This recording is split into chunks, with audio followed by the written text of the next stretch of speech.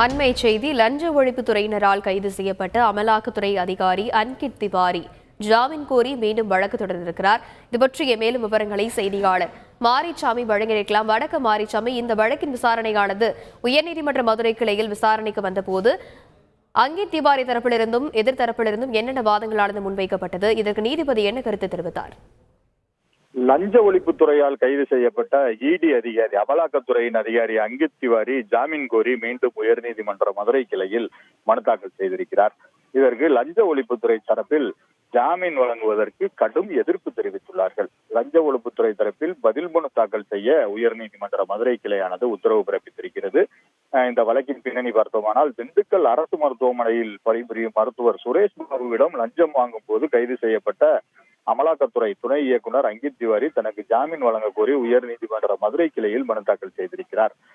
திண்டுக்கல் அரசு மருத்துவர் சுரேஷ் பாபு மீதான வருமானத்திற்கு அதிகமான சொத்து சேர்த்த வழக்கிலிருந்து அவரை தப்பிக்க வைக்க தனக்கு 3 கோடி ரூபாய் லஞ்சம் வேண்டும் என மதுரை அமலாக்கத்துறையில் பணிபுரியும் துணை இயக்குனர் அன்கித் திவாரி மருத்துவர் சுரேஷ் பாபுவை அணுகியிருக்கிறார். 3 கோடிக்கு ஒத்துக்கொள்ளாத நிலையில் ரூபாய் 51 லட்சம் கண்டிப்பான முறையில் தர வேண்டும் என அமலாக்கத்துறை அதிகாரி மிரட்டி இருக்கிறார். இதனைத் தொடர்ந்து கடந்த நவம்பரில் 20 லட்சம் கொடுத்திருக்கிறார். அதைத் தொடர்ந்து வாட்ஸ்அப் மூலமாக அன்கித் திவாரி மீதியுள்ள 31 லட்சம் ரூபாயை கேட்டு தொந்தரவு செய்திருக்கிறார்.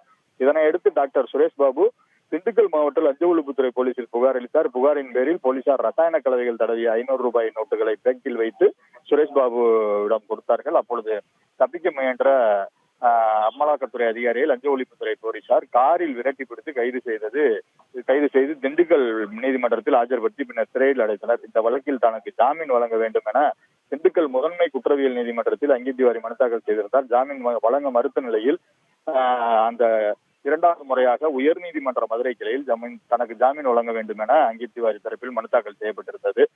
மனுவில் எனது கைது என்பது விதிமுறைகளுக்கு எதிரானது என கைது செய்து 70 நாட்களுக்கு மேலாக சிறையில் இருக்கிறேன் என்றெல்லாம் கூறியிருக்கிறார். மேலும் குற்றப்பத்திரிகை தாக்கல் செய்யப்படவில்லை, சிறையில் உள்ளதை கருத்தில் கொண்டு ஜாமீன் வழங்க வேண்டும் என்று கேட்டிருக்கிறார். இந்த மனுவானது உயர்நீதிமன்ற மதுரை கிளை நீதிபதி விவேக் குமார் சிங் முன்பாக விசாரணைக்கு வந்தது. அப்போது அரசு தரப்பில் ஆஜரான வழக்கறிஞர் அன்கித் திவாரிக்கு ஜாமீன் வழங்கக்கூடாது என எதிர்ப்பு தெரிவித்தார்.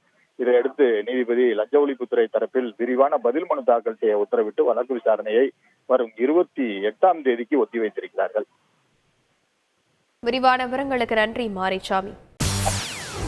செய்திகளை உடனுக்குடன் தெரிந்து கொள்ள உடனே சப்ஸ்கிரைப் பண்ணுங்க.